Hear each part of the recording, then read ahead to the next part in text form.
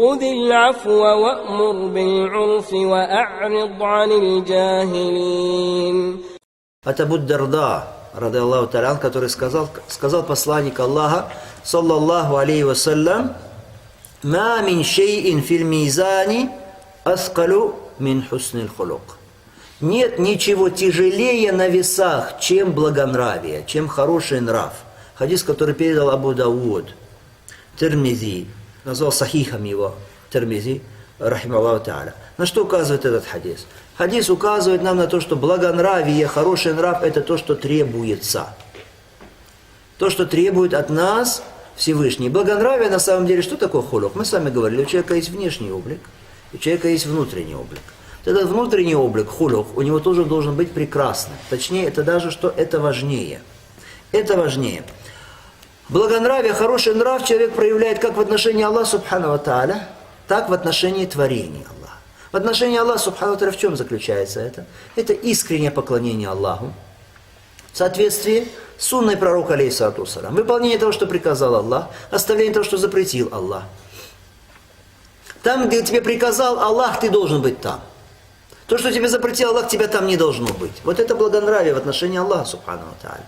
Не переходить рамки его религии, не переходить рамки сунны пророка, алейхиссалату вассалям. Это благонравие. Что касается благонравия в отношении творений, то здесь, конечно, это проявление всех этих благих нравственных качеств, многочисленных. Это и доброта, это и щедрость, это снисходительность, это великодушие, это сдержанность, это терпение, это помощь братьям по вере, это приветствие их, это соблюдение их прав, окружающих тебя, соблюдение их прав.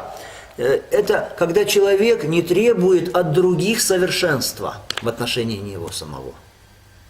Хорошо? Он требует совершенства от себя, чтобы его отношение к окружающим было совершенным.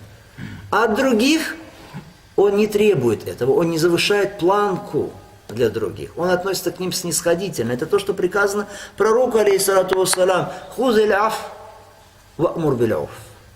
Хузиль афва, то есть относись снисходительно к людям.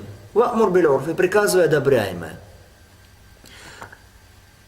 От людей жди и требуй только то, что им по силам. Не более того. То есть из их нравственных качеств, из их действий в отношении тебя, не жди от них какого-то совершенства. Потому что если ты будешь желать от них совершенства и требовать от них совершенства, тогда ты лишишься сам совершенства на самом деле. Это что касается данного хадиса.